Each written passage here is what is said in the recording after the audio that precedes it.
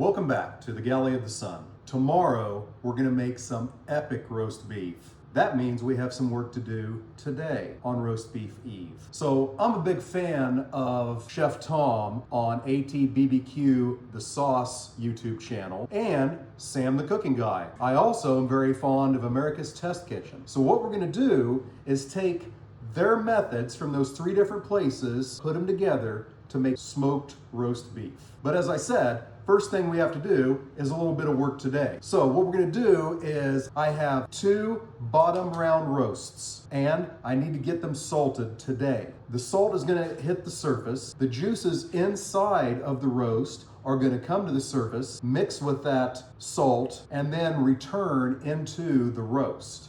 If that's hard to grasp there, I have a very scientific video explaining the process. Hey, do you come to the surface often? No. Well, my name's Juice. What's your name? My name's Crystal. Crystal. Hey. Salt Crystal. Would you like to go back to my place and make some flavor babies? Sure, let's go. Well, anyway, what we're gonna do is get that beef salted. There's our beautiful roast. That is a fantastic shape. Tiny bit of silver skin right there. Everything else is looking good. So we're gonna go ahead and take that off. Now, the butcher did a very good job of cleaning this up for me. All right, that's gone. Everything else is looking great. Now for the salting.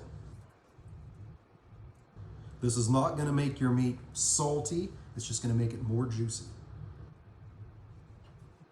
All sides.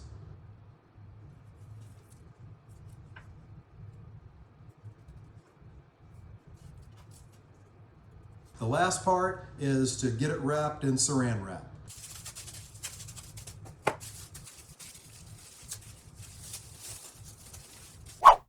All right, here we are on roast beef day. So we got a couple things to do today. We need to make our 2 rubs for the 2 different roasts, Sam the Cooking Guy version and the Chef Tom version from All Things Barbecue, the sauce. Then we're gonna do some magic with injecting. So what I have here, we made a brisket last weekend.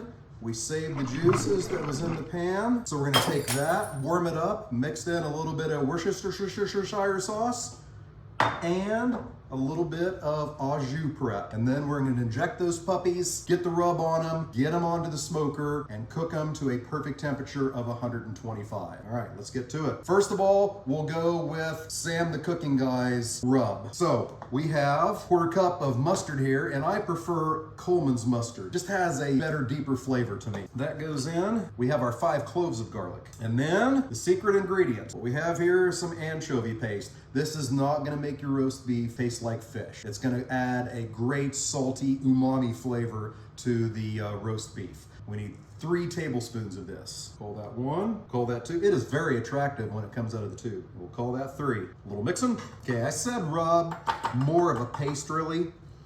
Ooh, that mustard is so strong. Good stuff.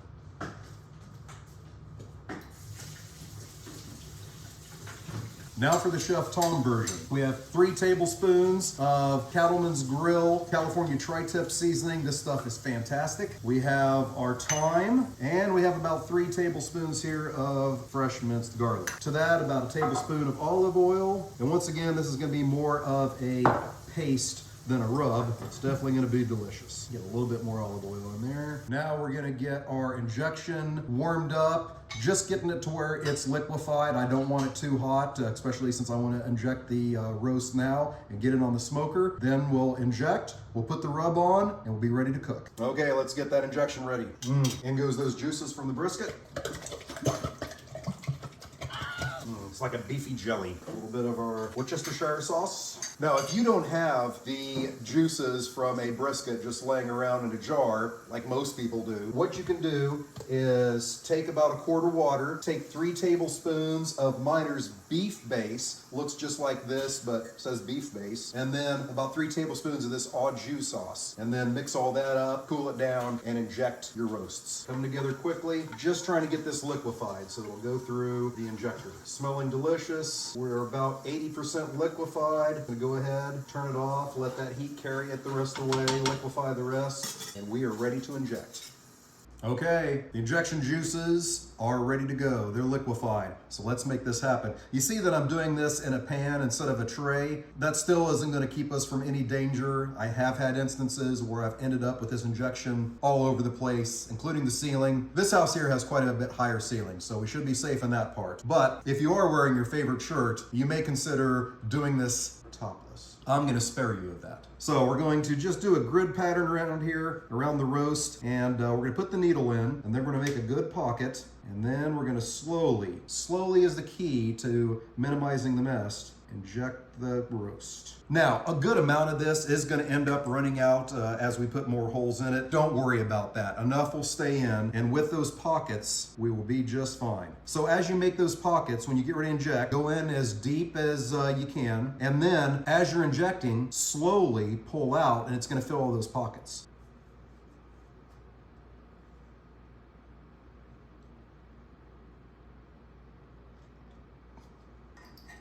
My camera person is the first casualty of the shooting juices. I am the second casualty. Okay, I'm gonna get the second roast injected, then it's time to apply the rub. We'll take it out of these deep pans, put it onto a flat pan,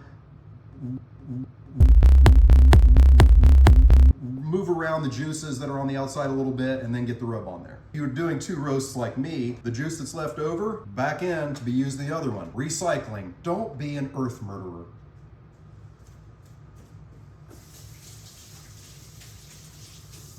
All right, all injected, rub time now. First, rub of Tom. Paste on there, get it spread out all over the meat. Oh, the thyme and the garlic, very, very fragrant.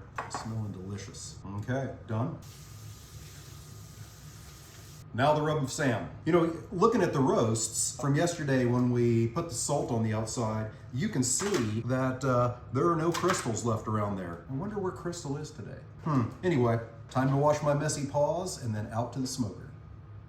All right, here we are ready to put the roasts on. It is 11:30 in the morning. It's only up to 99 right now, so perfect smoking weather. The mustard-based roast is the bigger one, so I'm gonna put that closer to the chimney because the temperatures are higher there. I've got my meter probes in there to keep an eye on them. I expect this to take about 3 hours, so about the 75-minute point, I'm gonna come out here and rotate them just to make sure that they're getting evenly cooked. So on we go. Roast number 1 is on, and roast number 2. All right, see you back in about 75 minutes. All right, we're halfway through the cook. Time to check temperatures, move these around a little bit. Oh, we're looking good. The magic is happening. All right, we're at temp on the first roast. Time for it to come off. It's gonna go inside, get wrapped in foil, set for about 20 minutes, and then go into the fridge. Same with the second roast once it hits temperature. Then we'll pull it out of the fridge after a couple hours, and it'll be time to shave.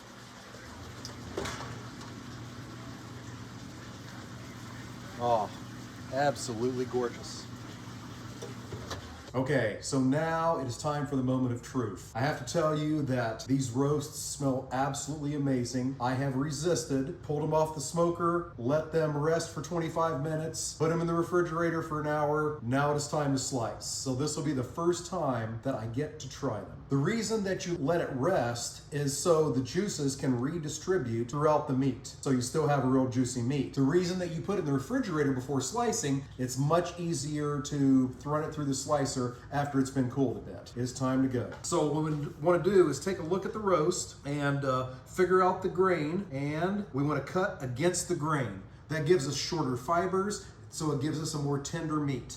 So I can see with this roast here that the grain is going this direction, so I want to slice it this way. Look at the juices. Now I'm not going to be like everybody else and squeeze it to show you the juices. I don't want to lose them, so I'm not going to do that. Know your slicer. Know where the on-off button is. Okay, so we want to get these as thin as we possibly can.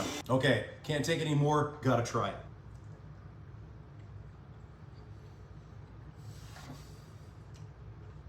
Complete success. Now this one is the Sam the Cooking Guy style rub on it with the mustard and the anchovy paste. Absolutely outstanding. You can see the juices. It is incredible. The kitchen boss saw what was going on, decided to put a pan underneath this so I didn't make a big mess. We're gonna continue. If you are gonna do this, make sure you put a wet towel down underneath the pan. It'll keep it from sliding. You can see over here in the plate the juices that are collecting there. I'm gonna save every bit of that. We're gonna slice this up, we're gonna put it in a pan, and then I'll take all the juices at the end and divide it between the two roasts to make sure that when I store this roast beef, they are sitting in those incredible juices. And I'm telling you, they taste fantastic. Okay, first roast down, time to do the second roast. Once again, we take a good look at it. You can see that the grain is running pretty much this direction.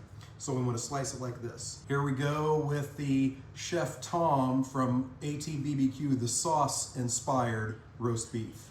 Okay, so everybody in the house has now tried both the roasts. Sam, I absolutely love you. And your recipe is good. But the consensus is unanimous. Chef Tom's rub is out of this world. That's definitely the way I'm gonna go with it in the future. All right, so everything's sliced up. Once again, over here, the Chef Tom version. Over here, the Sam the Cooking Guy version. I've got my dish left over with some juices here. And this is also the juices that I saved from the initial resting of the meat. Well, we're not gonna let that go to waste at all. Right back on top of the roast beef, and then I'm gonna mix that up before I go ahead and pack this up. My plan is to put it into 2-pound bags so we have it for future meals. French dip sandwiches. I have some burger ideas that have roast beef on it. So definitely gonna be feasting off this 11 pounds of roast beef for a while. If you've enjoyed today's video, hit that like button. Is there something that you would like us to cook? Leave a comment, we'll give it a shot. If you didn't like this video and hate other people, then if you hit the subscribe button, it's more likely that the people you don't like are gonna see this now on their feed, and then they're gonna click on it and they'll have to endure the same thing that you just did. Win-win. Thanks a lot.